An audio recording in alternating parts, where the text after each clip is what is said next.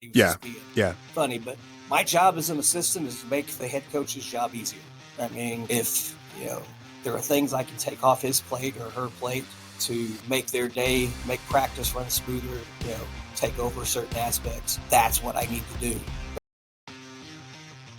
This is the Mental Mettle Podcast, where we explore how to forge mental toughness and resilience in every aspect of life. Welcome, I'm your host, Coach Matt Thomann. I'm an ICF certified professional coach with a background as a teacher, basketball coach, and athletic director. But my journey took a dramatic turn in 2020 when I survived both cancer and a stroke.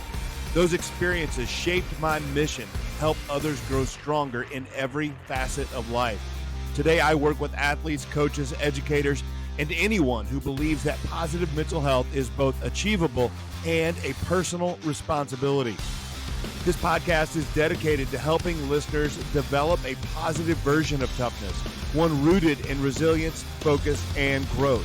Whether you're looking to excel on the field, in the classroom, or in life, this is your space to learn, grow, and take action. Join me on this journey, and together, let's forge your mettle. All right, metalheads, it's the Mental Mettle Podcast. I'm your host, Coach Matt Thomann. Excited to be here, as I do just about every podcast or every episode. Is I try to start with some gratitude, and the gratitude also is a way for me to give some updates on just how things are going with mental mettle coaching.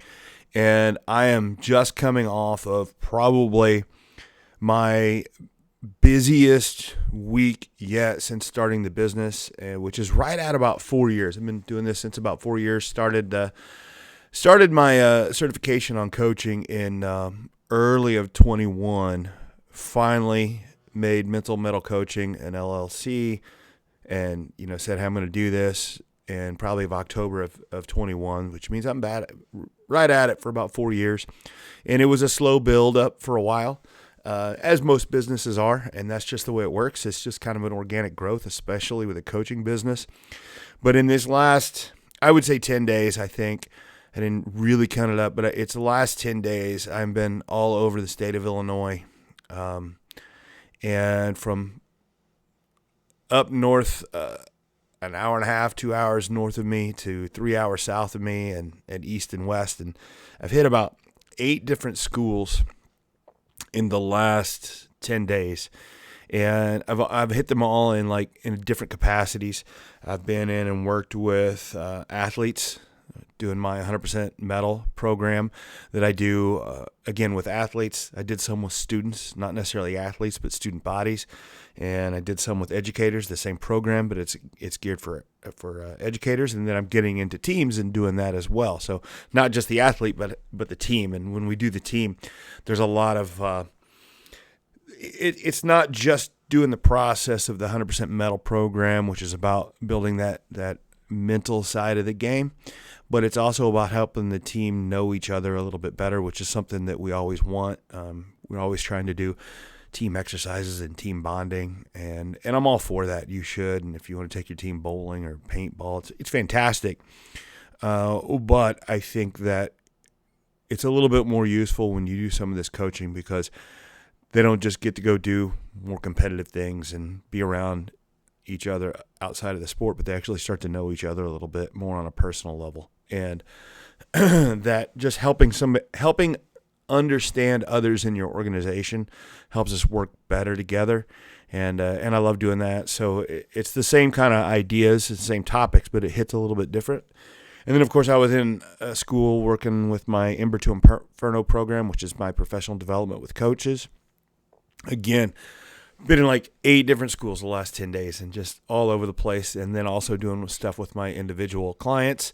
And then I also had the opportunity to go speak at a ROE and do a 30-minute presentation in front of 20 different superintendents. And I was just filled with gratitude and hope after that, because these are busy men and women that are leading schools, and they're having to come away from their schools to go to the ROE for their meeting, and to be able to present to them in 30 minutes, and not just present to them, and I've heard from multiple of them, that I actually gained their attention and had them very interested in what I'm doing, a little bit about my story and how it's working. So much so that I've already had 2 conversations with supers after that, and I've got more coming, and just so thankful in the growth of the business and seeing that progress. And anytime that happens, I have to stop and think about what I'm doing well, what I want to continue to make it grow, because I think that's really important that we all have to do. When we do something well, we have to stop and say, well, what am I doing well? Because if we don't recognize what we're doing well, there's a danger that we stop doing what it is that makes us successful. And that's really important for us to do. So I stop and figure out what I'm doing well. And I realize that there's a lot of what they call SEL or social emotional learning out there, some PD and programs. And what I've found is with mine that is really useful is that I work off of 2 ideas, and every time I go somewhere, and the 2 ideas are recognition and repetition. The recognition is something we can get in a group setting, for even an individual setting, a team setting, and the fact that I sit down and we have a conversation around a topic, and that could be like, kind of like conflict and how we respond to conflict, or it could be on our voice and how we talk to ourselves, or how we do or do not focus on controllables, or how do we set our goals and the problems with that and what we can do to make that better. And I always have a conversation around the mental part of those and have a lot of recognition and use some therapy, some experiences, and some conversation to have that recognition. And it's really important because we have to recognize what we're good at and what we struggle at if we want to move forward. But then what really makes some of mine different is, and how coaching really works, is I really focus on making sure that there's some repetition to change that. So you recognize where you are, where you want to be. Well, how do we get that? Right? Because if I just sit there and recognize and tell you, or we talk about where you are and where you'd rather be, and we don't give you a way to get there, that's actually more frustrating, can really have even more anxiety. So we'll always do a bit of recognition in my sessions, but then always end up with repetition. And here's some tools. Individually, that can be a little bit more specific and a little bit more unique. But as a group, we kind of have to have a group repetition or something that I suggest. And I think that those repetitions and ways to start to build that neuroplasticity and helping you understand some of the research-based ways to do that is really what makes the mental mettle coaching professional development that I do and the working with the athletes. It really is what makes it so successful. And I start to, and it's a slow build, right? Like, I think that people can tell me after a session that they really enjoy it and that it's good, but it's when I'm going back and talking to football teams that I've been working with for a couple months now, and some of the coaches come to me and say, hey, you know, the coach, this is a good story. A coach came to me the other day and said, we had a really rough game the other day. Some very poor officiating that did not go our way. And he said, as coaches, we really started to get uptight. We were down. The officiating was not going the way we wanted, and it was a game we needed. And he said, we were trying, but we were really upset. And it was our players who came to us and said, hey, coach, we need you. We need you over here. We need you to refocus, and we need to let you know that we've got this and we can still do this. And these were from kids that normally they wouldn't have expected that. And they gave me a lot of credit for some of the work we're doing for them, learning how to refocus in tough situations and learn how to focus on what they could control and not letting their anxiety, not letting their worry, not letting that, fight or flight, like, kind of control their emotions. And just to see that difference is really, it's really awesome to see it. And I'm just so thankful that I'm starting to see some of that growth and also, having the business grow like it is just awesome. And that my guest today, we're going to talk about that some today. His name's Klay Wheeler. And honestly, I just had Klay jump on here because Klay has been a friend of mine for 30 years or so. He was an assistant coach my senior year in high school, and I've known him ever since. And there's a couple things we're going to talk about today. One, I went down to Olney. He's at Richland County High School or Olney, and he was there over the summer, and I did my Bird to Inferno program. And he's going to talk about some of the stuff that I mentioned there and we talked about, and that he's seeing himself and other coaches use in the athletes and how they see a difference and how it's making a difference, not just in the mindset of the athletes, but like actual helping them win and have good success and having the outcomes they want, which is, I will talk all day long about the benefits of this stuff, but at the end of the day, we still want to believe that the things that we're doing here, like the mental stuff that we're working on, is going to help them win games. And so when we can see, hey, the kid is not only a little bit more focused, a little bit more mentally healthy, but it's helping them win matches or win games, that's awesome. The other thing I'm going to talk about here with Klay is Klay has been a head coach at different levels in different sports. But when I think of Klay, he is a lot of his coaching over those 30 years has been an assistant, and he's assisted all sorts of different sports. He's like the Swiss Army knife of coaching, and schools have those kind of guys and women that just, hey, we need a coach. Can you do it? And they just step up and do it for the betterment of the school, for the betterment of the kids. And I've had a lot of head coaches on here with just these huge, crazy resumes. And I feel like Klay is one of these guys that, again, when I think of him his success as an assistant and how he just is one of these guys that's behind the scenes, but always making every program he's a part of, he makes it better.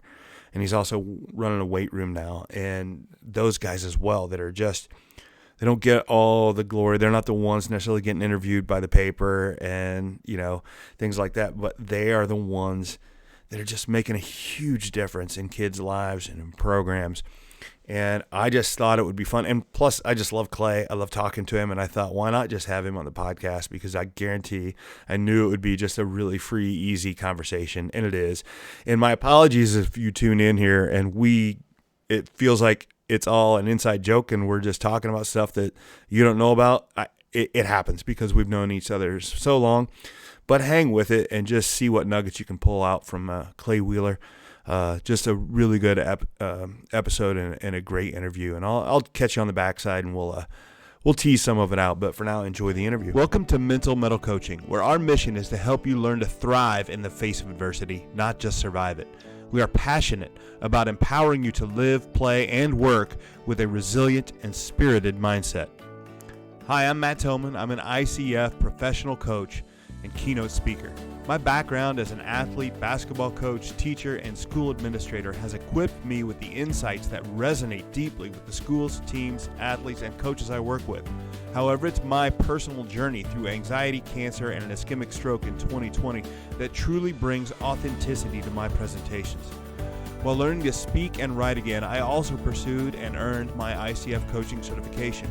Now the practices I embrace are more than theoretical concepts. They're a way of life. Developing a positive mindset is within reach for all, but it requires self-awareness and the repetition of intentional activities. At Mental Mettle Coaching, we'll guide you, your staff, and your students on this transformative journey. Together, let's forge your mettle. And welcome back to the Mental Mettle Podcast. I'm your host, Coach Matt Thomann, and I'm here with my guest today. I don't know how long we've known each other, Coach. I'd say 32 years. It's been a minute. Yeah. So Klay Wheeler. Klay Wheeler is a coach extraordinaire. Coach, I don't know all the different sports you've coached and done everything, but that's kind of wanted to talk to you. But so my first question for you, Coach, was what was your first coaching gig? I started coaching junior high baseball and junior high basketball when I was a junior in college at my hometown. Okay. Dad was the head coach, and he only took the job if they let me be his assistant. And then the next year, they hired me as the baseball coach. and one of our high school players was my assistant. I did that for 3 years before coming to Noble. So you did that. You were coaching as a college student. Okay. Yeah. Okay. And that would have been what then early 90s, 1990. Yeah. Yeah. So First time I ever saw your brother he was pitching as a 7th grader against us in the regionals. really? Okay. All right. Yeah. That would have been, my brother Andy. Yeah. That's because you were coaching when he was pitching. Yeah. Oh, okay. All right. Interesting. And And when then I got to Noble, he was in one of my classes, and it's like, wait a minute, you pitched against us in the regionals. yeah, And then he's like, yeah. and I won. It's like, I'm sure he did. Yeah. yeah. So you came to the Noble, which does not exist anymore, which was my high school. But so you rolled in there to be an assistant when I was, would that have been my junior or senior year? You rolled in there. Your senior year. Actually, I did 8th grade that year with Coach Puckett. Okay. And I think all right. Coach Van Bleriker was still at the high school for one more year. Then after you graduated, I joined Coach Simpson. Okay. So that's how we got to know each other.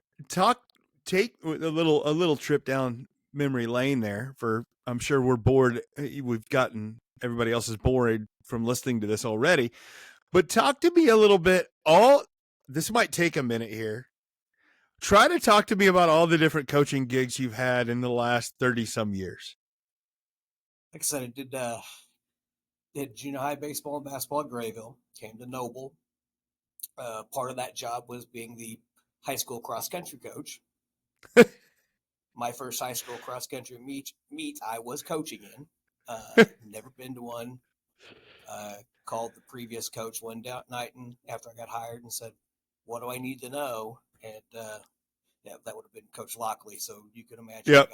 I got a long list of things I needed to know. But and then I was junior high basketball that year. The next year, I did cross country, I think, for 6 years, maybe 5 or 6 years of cross country. And then they hired a cross country guy. And so he took it over. I did junior high baseball there for 4 years, I think. I did high school baseball for a year with Terry, Coach Puckett. I helped with high school softball one season because the actual assistant coach was with Child, she was with Child and Mm-hmm. on the field. So I stepped in and did that. Came to Noble and came to Alney, had no coaching responsibilities tied to the job. And a week before the season started, they came to me at coaching girls basketball, be the freshman coach. So in fact, the night they hired me, I was coaching my first game. So we had a fresh soft game with Effingham. And whenever we got done with the game, they came over and said, "Well, you were hired." Okay, Well, good. that's handy. So I've been with the girls basketball program all but 2 years since I've been here. So that's 19 years I've done that. I've been the girls. I go back. Noble, I was also the boys varsity basketball coach for 5 years. Okay. After Chris left, I forgot that. And it was AD for a period. Come to Alney, do the freshman girls. I did Scholar Bowl one year, which was actually a lot of fun. And that made me want to get back into basketball because I don't know how many Scholar Bowl matches you've ever gone to, but you have no input, no say. As a coach, it's helpless. When you're used to call timeout, sub people in, call plays, you can do nothing. And so I got back into basketball after that. But now I help with football. Matt Music brought me in to just be over the weight room. And I've been doing that for 7 years now. And then Ryan Ditton asked me to be the assistant track coach one year. So I've been doing that for 5 or 6 now. But then on the weight room side of things, I now work with boys basketball, girls basketball, baseball, softball, boys and girls track, girls cross country, football, obviously, girls soccer. I'm probably missing somebody else there. there's about 7 or 8 programs that I do all the programming for their weight room. So there's 2 avenues we're going to explore here. And All I right. think I think the first one I want to talk about, I know you've done some head coaching, but you've done a lot of assistant coaching. Yes, I have. And I'm really think that it made me realize that I spend most of my time on this show talking to head coaches and stuff, but there's a definite, there's a skill to be an assistant coach and how important that is into the team's success. And as I've got you here, I'd love to talk about that. You definitely have to be a chameleon. I mean, I have been an assistant basketball coach under 7 or 8 different people. One Hall of Famer, one that's going to be a Hall of Famer. There are two Hall of Famers. I forgot I had 1 year with Coach Corona at Noble. But Okay. You learn something from everybody you coach with. I think and I think that makes you a better coach. Coach Corona gave me a much better understanding of man-to-man. Always, everybody I'd worked with before was zone. At Noble, we played that 3-2. Yeah. It was always long, had that narrow court. 3-2 was beautiful. And there's no corner 3 there, so we didn't have to worry about covering that. Yeah, you know what? You would have been ridiculous for not throwing that defense out there. Oh yeah, it was perfectly built for that gym, and Yeah. with the size we had. I mean, my first year, we put Ben Shea at the point of it at 6'6" with 7-foot wingspan.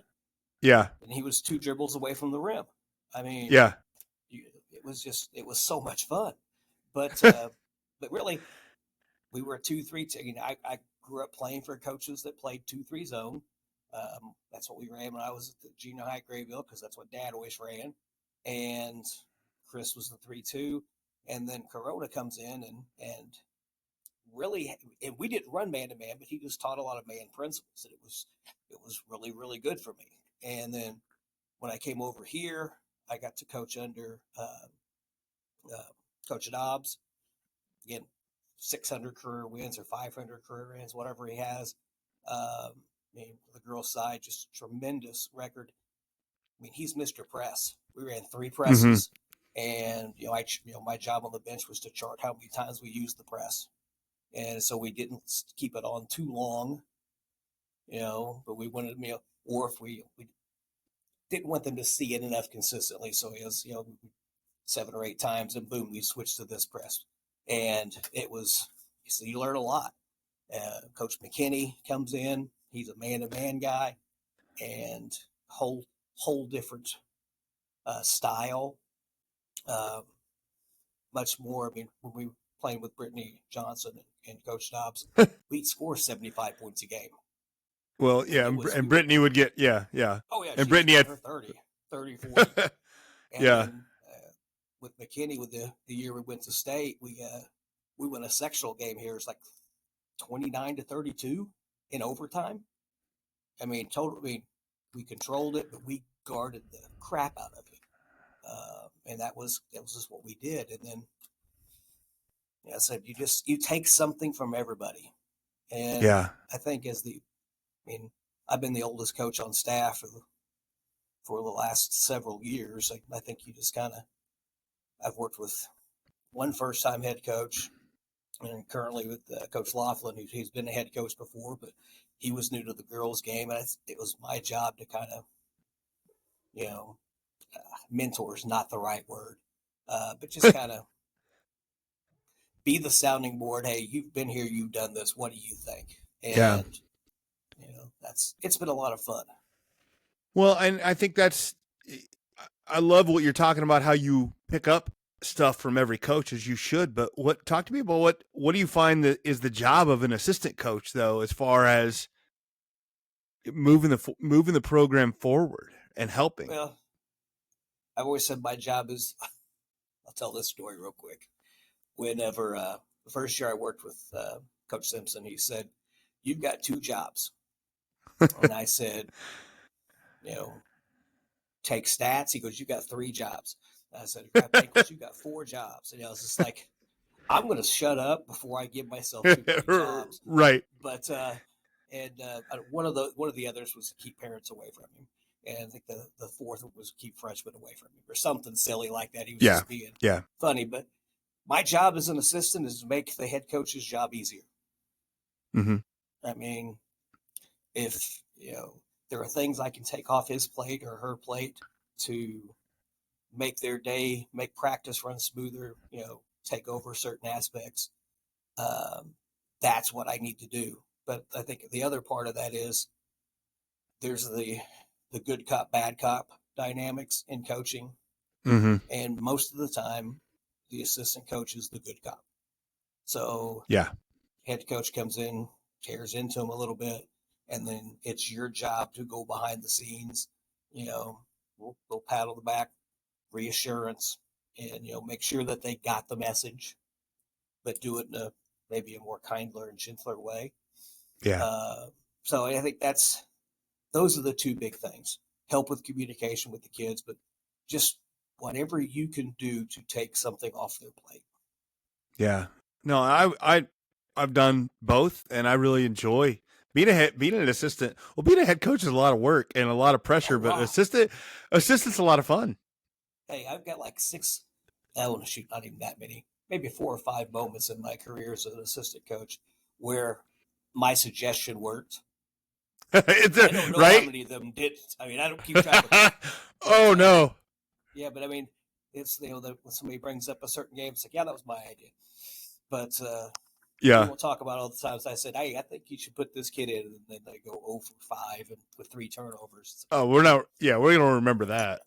Yeah. You didn't have to listen to me. No. Hey, so we'll get into the strength for a minute, but I think it's a good time for me to jump into, you've been coaching 30 plus 35 years or whatever it is. And I was down there at Olney.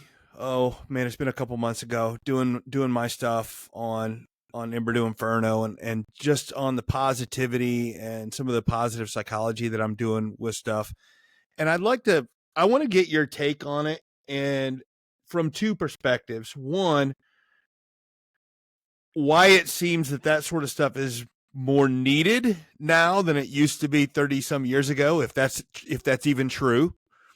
And then also like any examples on you see how it helping, what it helps, and just what it does and what you see the benefits of it are.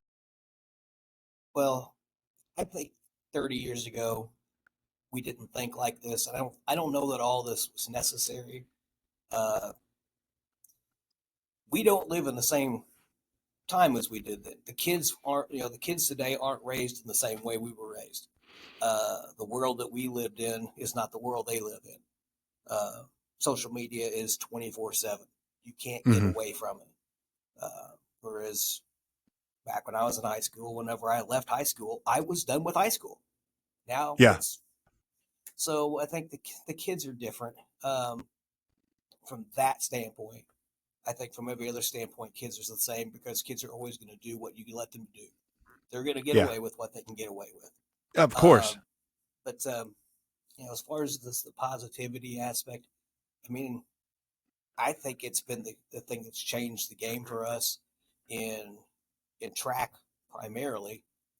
We've created a culture where the kids understand that they're loved, they're respected. We're going to do everything we can to help you. We're going to coach you up. We're going to train you up. But we went from having a track team that might have 15 kids. When I got here, we have 50, 60.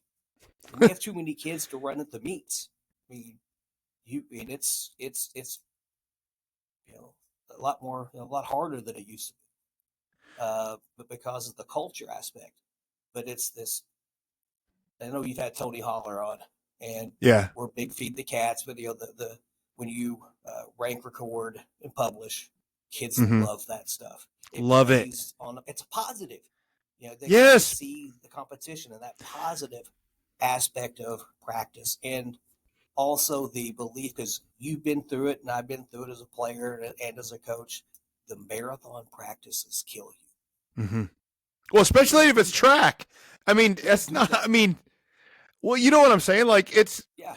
a marathon practice for track when all you're doing is running. It's just it's rough. I was talking to another trainer, strength coach up at a neighboring district a couple years ago to track meet. He told me what their workout was the day before the meet, and I just like stood there with my mouth hanging open. You did what? He said, "Yeah, that's what we did. That's more running than we do in 2-3 weeks because we don't burn the steak." And I think that's something the kids have appreciated. We get them in, we get them out. They get to go on, with their life. But when we have them, we make the most of it. But again, that positive aspect of things. I mean, I think the kids, especially since COVID, that was going to be my next comment. This is yes. those kids. These are the kids that went through grade school, missed a year or two, year in grade school or their junior high. They were stuck in one classroom, eating lunch together, never got away from each other. But they're now coming in through high school, and I just think you have to approach it differently than we used to. It's interesting because I talk about that. If we say COVID was like a 2-year ordeal, which might be something like that, which is, let's just throw it out there. 2 years of my life or 2 years of your life, and you're older than I am, is less of, I know, but it's less of a big deal, right? Yeah. It's 2 years that we look at it and we go, okay, that's over. I can move on. But for a 14-year-old kid, that it was 2 years of their life and some of the most formative years of their life, for us to just say that's nothing, get over it, and it doesn't affect them is nonsense. It's very impactful. It doesn't work that way. No, that's not the way it. So I think that you notice that, but I also know that you have to. But since COVID, if you don't, kids will gravitate towards programs in which they see that positivity and that love, and if they're not seeing it, they won't. Well, it first started at the football side of things with Coach Music when he was still with us, and the track team. And it's initially Coach Music was his assistant, and they went feed the cats. They jumped in with both feet, and we saw numbers increase. We were seeing kids coming that were. This was a soccer kid. He'd always been a soccer kid. He came over to the football team. We had baseball kids that had always been baseball kids. They're coming in running track. They gravitate to, and again, I've never heard a head coach tell a kid or tell his kids that he loved them more than Coach Music. Mm-hmm. And he meant it. It wasn't just a phrase. It wasn't just, "You love you, man." He made it was sincere. Coach Carmody does the same thing. I try to do the same thing. It's just they need to hear it, and the kids respond to it. Your athlete probably spends hours working on the specific skill set they need for their sport, and they probably spend hours in the weight room building their body. But how much time do they spend intentionally training their mind? Well, building mindset is the key to bridging the gap between the skills that we see and game execution. Well, Mental Mettle Coaching provides individual programs that can help your athlete develop this third and crucial skill set. Coaches, do you dream of guiding mentally tough athletes towards a championship? Kids that are resilient and persistent and unshaken by setbacks. Well, in today's world, those athletes aren't born. They have to be developed. Many athletes face significant challenges and risk burnout. So how do we foster that mental toughness without overwhelming them? Well, introducing the Ember to Inferno program, Building Mentally Tough Athletes. This series is designed specifically for coaches, offering a deep dive into your own journey of mental toughness and equipping you with practical tools to build confidence and belief in your athletes. Rather than just simply adding more adversity to their life, we focus on creating a strong foundation for mental resilience. You'll learn how to transform a spark of motivation into a blazing fire of toughness, using techniques that address challenges like social media pressures, athletic stress, and trauma. Don't just wish for mentally tough athletes, build them. Join the Ember to Inferno program today and ignite the potential in your athletes. For more information, contact me, Coach Thomann, at Mental Mettle Coaching. Yeah, but you can't fake that stuff. No, like you can't. Well, kids know it when you do. You have okay. That they throw it out. You can try. Yeah. But then it doesn't pass the smell test. No, you can try to fake it, but they'll know the difference. Kids will know that. What about? And you had mentioned to me since I'd come down there, you'd seen a couple instances where some of the things that I'd thrown out there, the breath work and different things that you see that actually having such a positive impact on a kid. Yeah. Well, when you were down this summer, you had talked about the breathing and 4-7-8 breathing and, box breathing and, different things like that. We actually had a speaker on our first day of school. She talked about some of that stuff too. And for the coaches, it's kind of like, this is, we know this. So anyway, I teach 2 weight training classes right now. And on Thursdays, we do yoga, which is always fun to get those guys in there on the yoga mats. And inevitably they buy in. But after the first couple of sessions, we went through breathing exercises.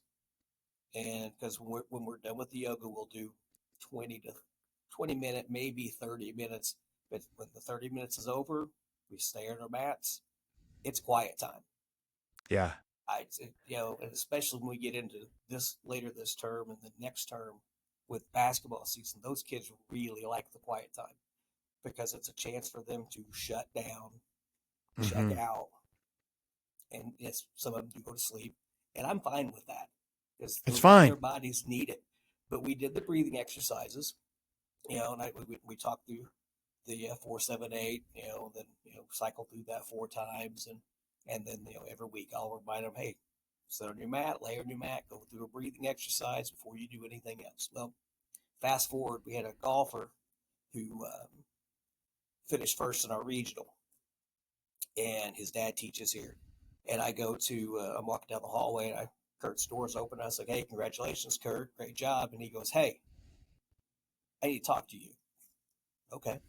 And he tells me that his son, who's the, finished first, he goes, the back 9, he's doing 4-7-8 breathing to make, to keep himself calm because he won by 1 stroke.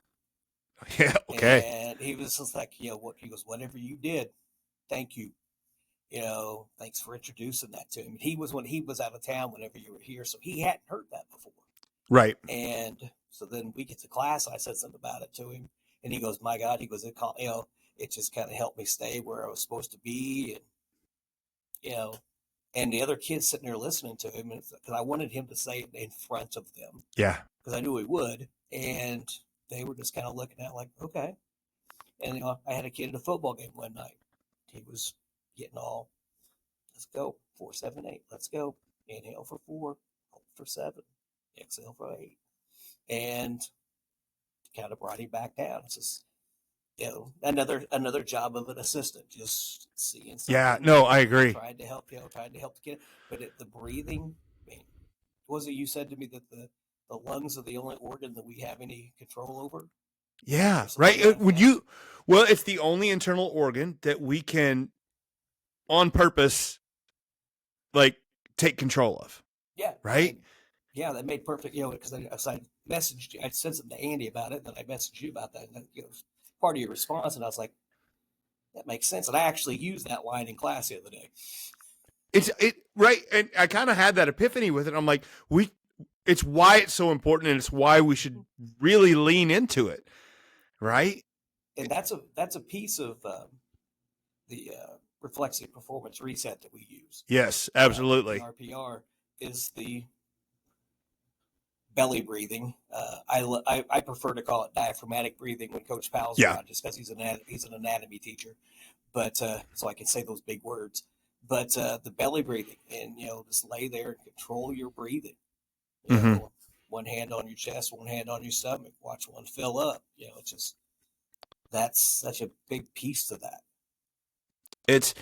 But what's really important that we have to say right here, you've got that golfer that used it when they needed it. You've got that football player that needed it, used it when they needed it. If you don't practice that when you don't need it, it's not in your arsenal when you do need it. And that is so important. It's whatever we practice, we get good at. And if you want to have that tool ready to go, you better practice it when everything's nice and easy. I use it every night. Yeah. It's part of my go to bed ritual as I do the breathing. Yeah. Because again, it helps kind of bring me down. Yeah.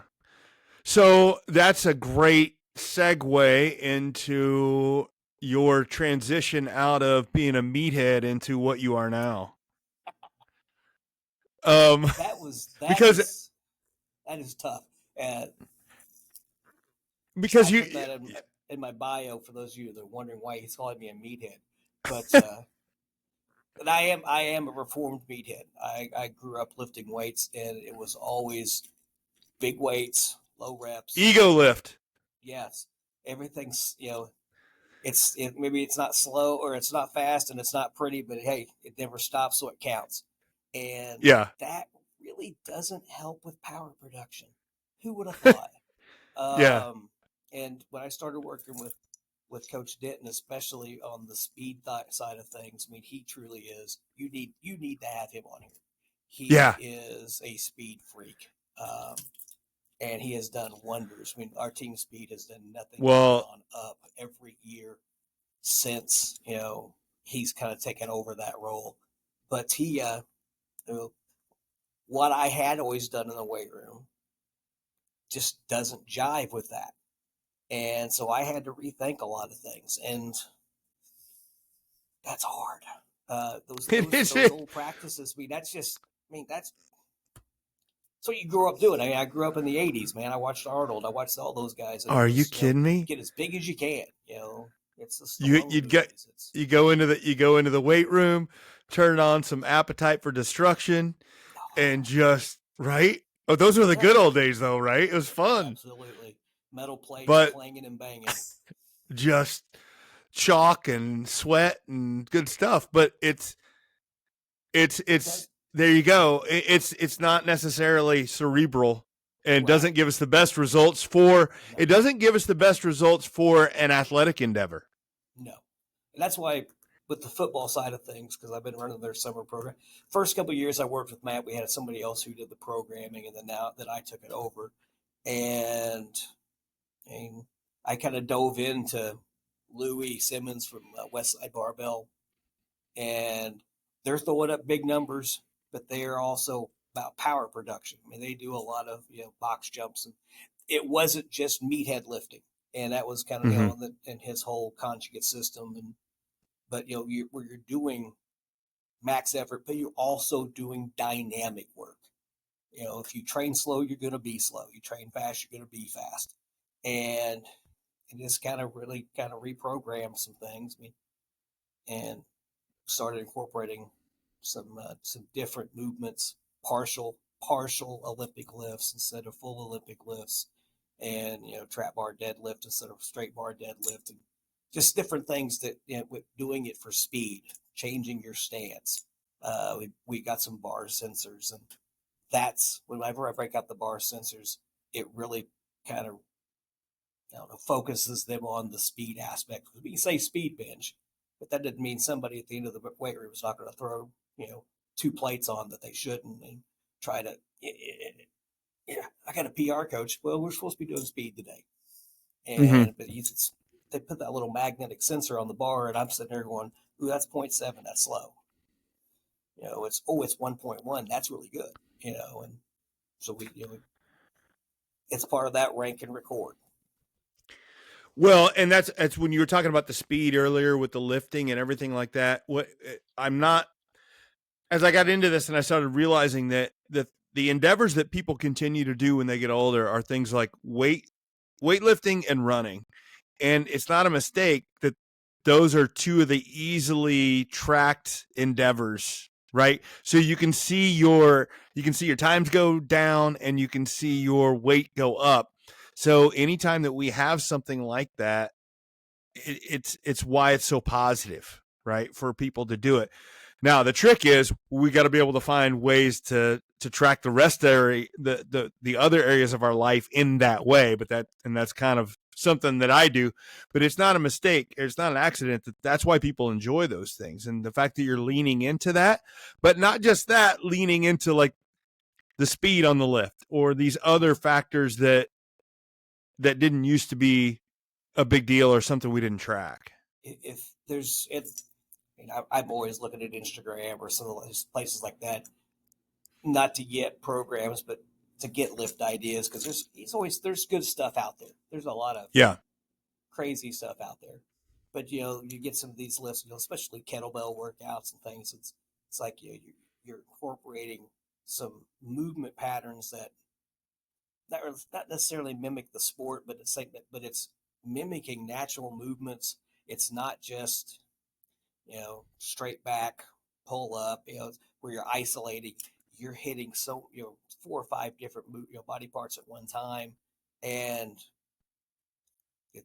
trying to get kids to understand that when you do core workouts, that's their ab workout. Cores, they everything abs. I want a 6-pack. Well, then that's your diet. That's not right. You all have a 6-pack under there. It's just you put down the ding dongs and the ho hos. Going to McDonald's 7 times a week, but which are things that I probably. Well, I mean, hey, I got you. I don't care anymore about that. So I know. I just want to be able to get up and stand up and sit down without pain. So. But, well, good luck. Let me know. Let me know how you do that. Yeah, it's well. Louis Simmons used to say, since he's passed away, he used to say, when you stop doing things, you stop being able to do things. 100%. That's part of the reason why I still go to the gym. We don't. Yeah, I agree. And, we don't. There's another expression that's like we don't stop running because we get old. We get old because we stop running. Same kind of deal. Yeah. And I just actually saw. I've seen it a couple of different times on a couple of the social medias, and then clicked on the articles where it talked about leg size and strength.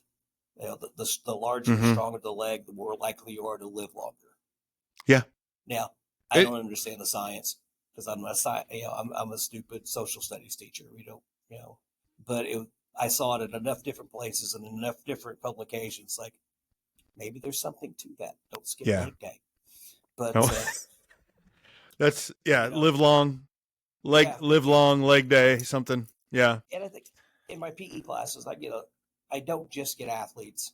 I think when we first started the weight training PE stuff, the goal was to give an opportunity for athletes to get a workout in during the school day to a certain extent. But I'm getting a lot of other kids in there, which is great because they're learning. And I think my end game goal for those kids is they can go into any gym they want to after they graduate high school and feel comfortable. They got an understanding what they're doing, and that's something they can continue to do the rest of their life. If I have a positive experience with them there, then they're more likely to do that. Because I agree, which is important.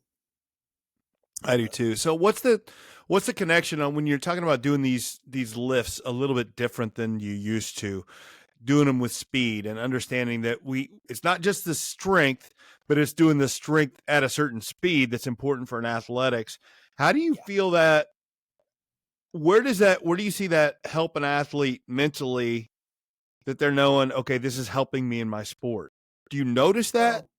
I think the kids, especially when we focus on sprinters, that's just, we do because that's kind of been our thing with track. Is we've had a lot of good 100-meter, 200-meter guys the last few years. Well, really good.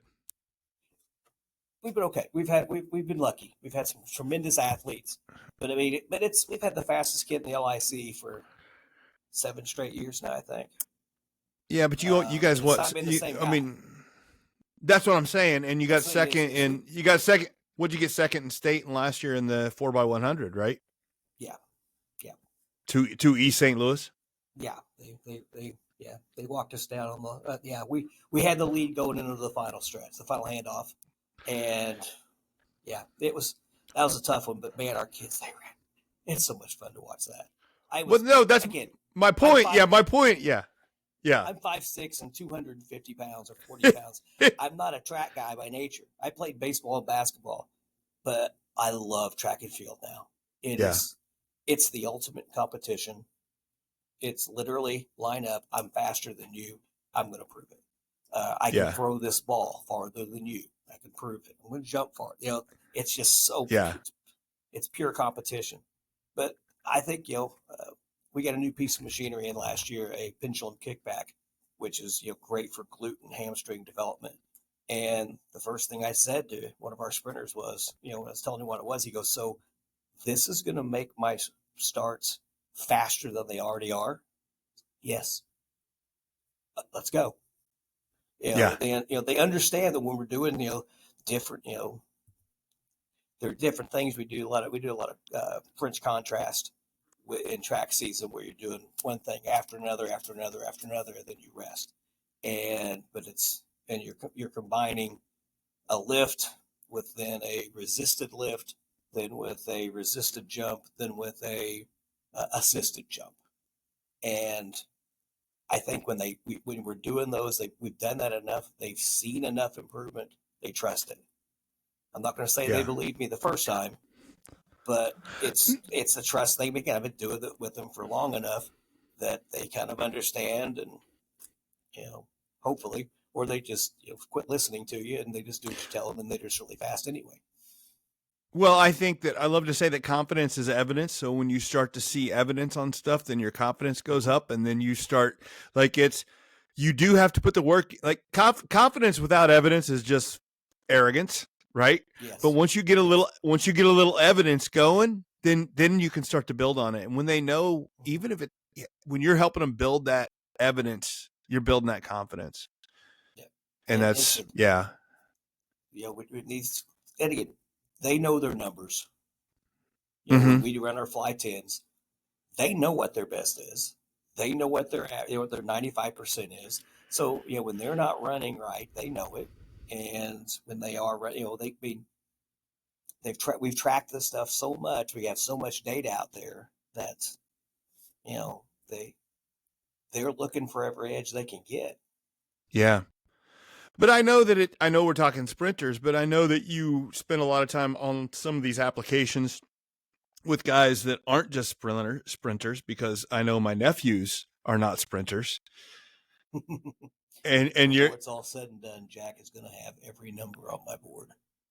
Just saying. Yeah, but not the speed records. No, but on the strength side of things. No, but that's my point, right? He's going to knock Casey off the board. Yes, Casey. Yeah, I know.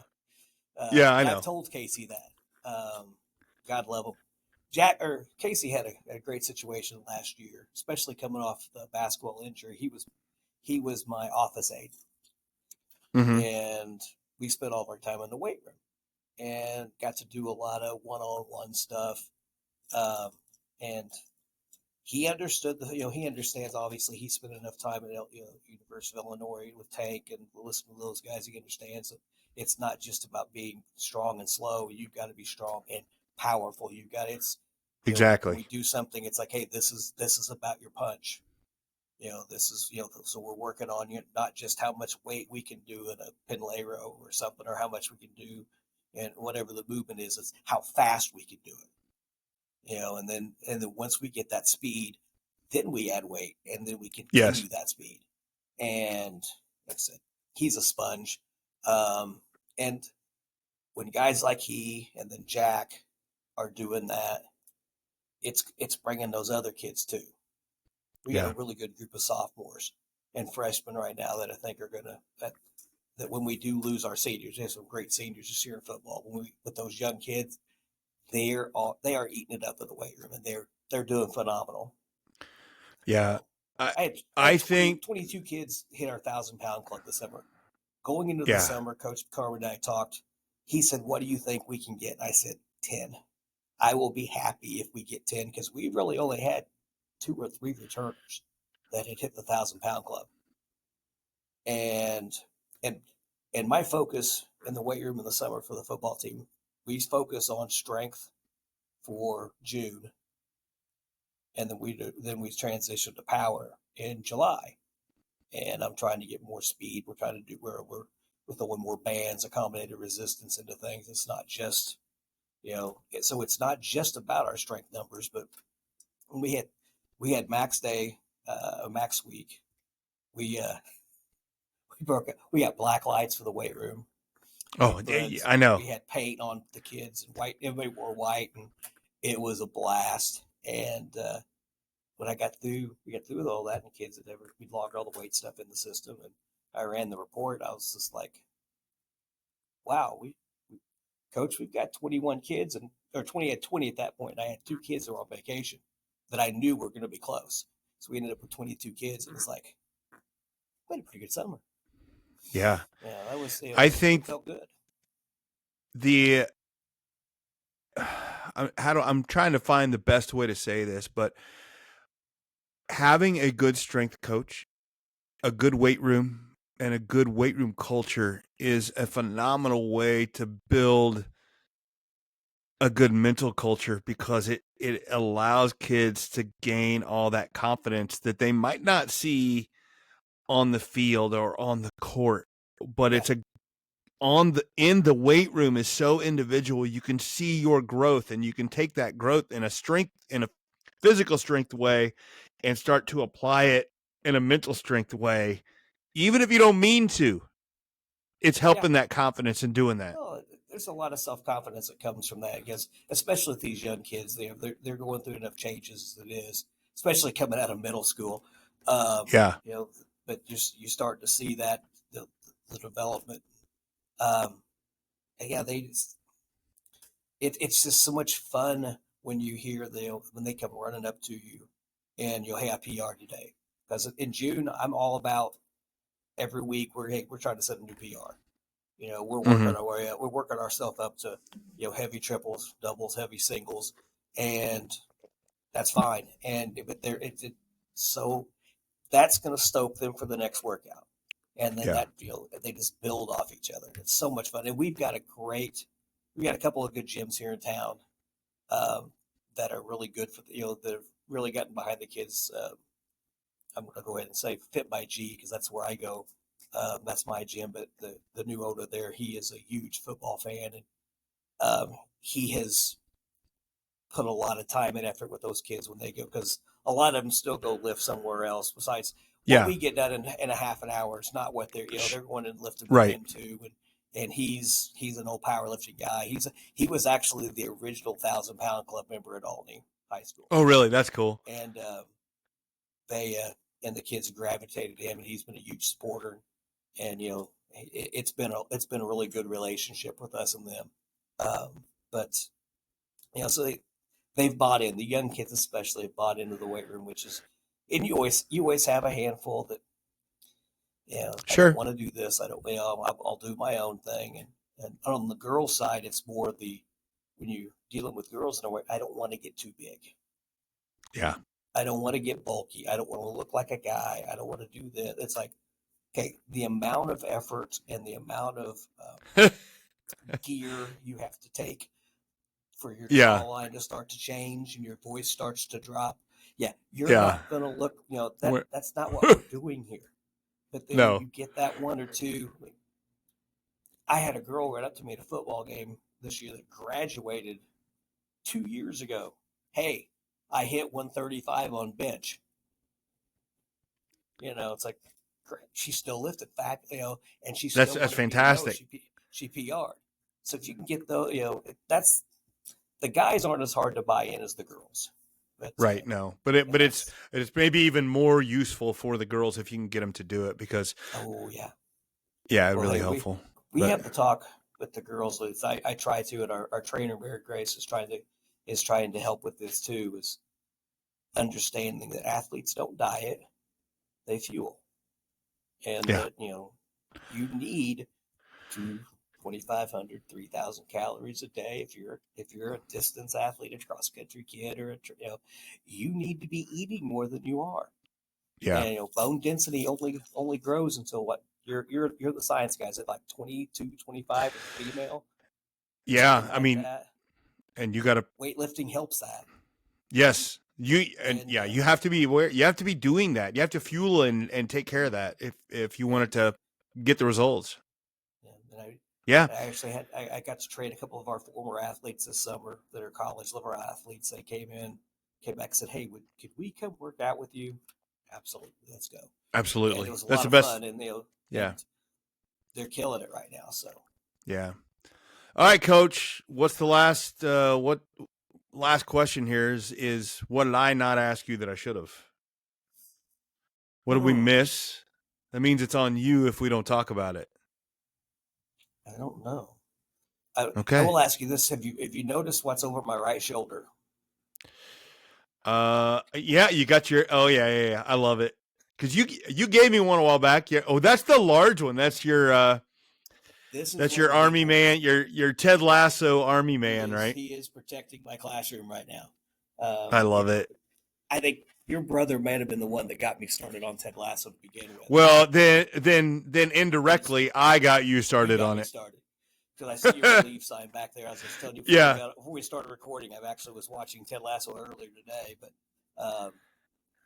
I think that show is as important to what we're talking about as any show in the last 30 years. The way they have handled positive coaching, and they've handled tough situations, awkward personal situations. I think it's phenomenal. I do too. If you've never watched it, you should. And not having Apple is not an excuse because you can get it through Amazon now. So I agree. You've sat through one of my seminars. I throw a slide up there and I ask everybody who's seen it, and if they haven't seen it, I hammer them and tell them a coach should watch this because it's that powerful. It's such. Can't wait for season 4. But I hope they do it. I hope they do it justice. That's all I hope. That's the fear, but I'll trust in Ted. So yeah, me too. Coach, I just love having conversations and having a reason to record it, and I enjoy it. So I appreciate what you do, and I appreciate what you came and talked to our school. I thought that was great for a lot of our coaches to hear. I'd seen several of your podcasts before, and of course knowing your background, knowing what you have come through. I love what you're doing now as somebody who's getting ready to retire and trying to figure out what my second life's going to be. I don't think I'm going to go down that road, but I really appreciate what you're doing now. I appreciate you saying that. If you do want to go down that road, let me know. Well, I go take a couple of years of just get up, lift. That's fair. Yeah. A few protein shakes, go to bed, get up, lift. Yeah. I may live that life for a few years. Nothing wrong with that. Enjoy it. I'm going to. All right, Klay. I sure appreciate it. It's been great talking to you, man. Yeah, I appreciate it, man. All right. Thanks, Coach. See ya.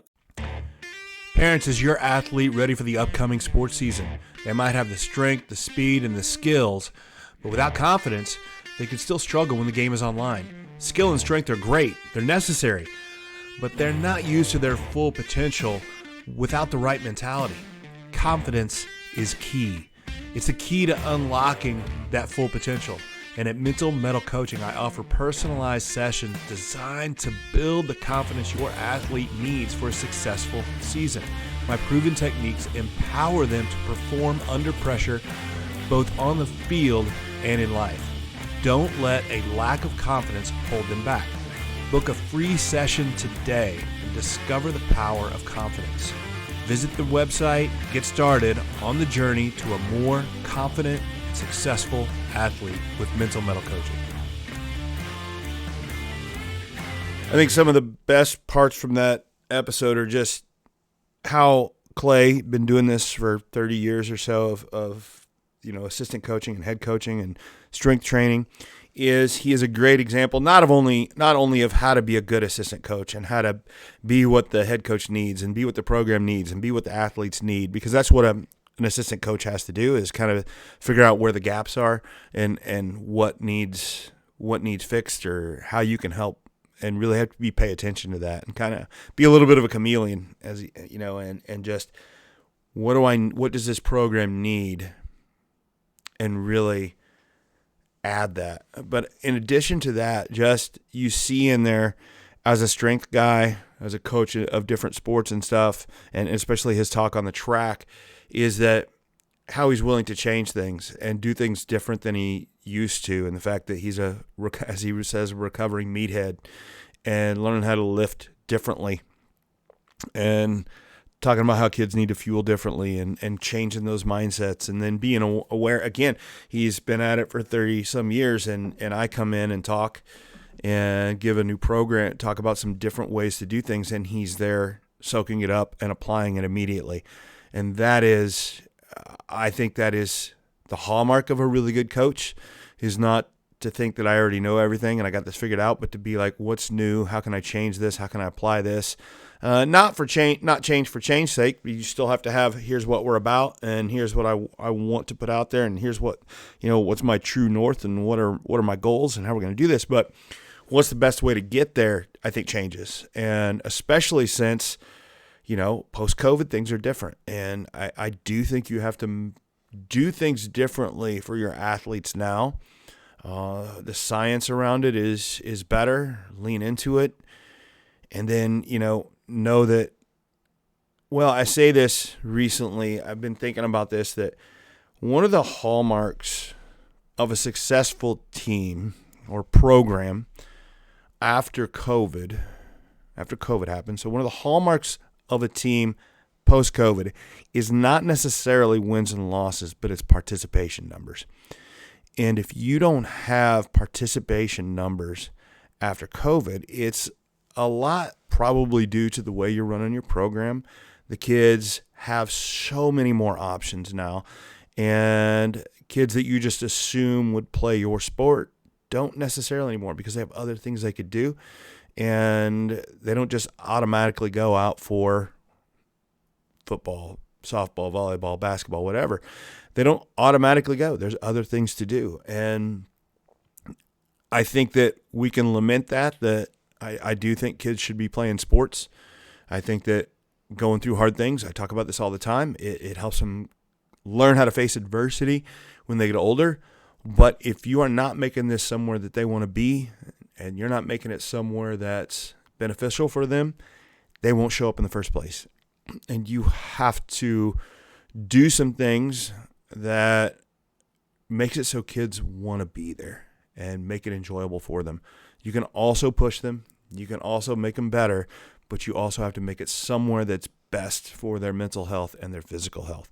And I see that with Klay. He is one of those guys that if he's on a coaching staff, his help and his experience makes it somewhere that the kids want to be. And you'll see that, and I know the teams that he's coaching now, when he's there at Olney, their track team, their football team, those numbers just continue to grow. And it's not a mistake that they're making it somewhere that's doing what's best for the athletes mentally and physically, and the kids show up, and then the numbers grow. And when you do that, when your numbers grow, then the wins and losses follow suit. And I think that's something to keep in mind post-COVID. You have to make it somewhere that the kids want to be. And I think that, again, this was just a great example of that. So love that episode. See what you can take from that. Apply that. If you're an assistant, this is a great one for you to be like, how can I be adding to my team and finding different ways? How can I be that chameleon? How can I help that team and make it better? How can I support the coach? How can I support all the players? And find that little niche where you need to just benefit the team overall, mentally, physically, strategically, whatever you need, and see what you can do with that. And I think that's I really enjoyed it. I'm glad that I did this episode. It was really good to talk to Klay. So, but we're about out of time. I can't thank you all enough for listening to the Mental Mettle Podcast. Do not forget what I said at the beginning. I'm continually getting into schools because it's a great way for me to have more of a ripple effect. If I can get in and teach some stuff to coaches and athletes and then have it, start that ripple, then it can start to grow. Man, that's awesome to look out and see these schools that I've been working with and see that progress. It's just fantastic. So I'm out of time. This has been the Mental Mettle Podcast. I'm your host, Coach Matt Thomann, and always remember to forge your metal. Thanks for listening to the Mental Mettle Podcast. Don't forget to tune in every week for more insights and strategies to help you forge mental toughness and resilience. This podcast is brought to you by Mental Mettle Coaching, where we are driven by a passion for sharing knowledge and experience that empowers others to play, live, and grow with confidence. Our mission is to instill a resilient and spirited mindset in our clients, enabling them to confidently face adversity and actively seek new challenges for personal growth. At Mental Mettle Coaching, we offer individual coaching, group coaching, and professional development for schools and businesses. Whether you're an athlete, educator, or professional, we're here to help you unlock your potential and thrive in every area of life. Until next time, keep growing, stay resilient, and always remember to forge your metal.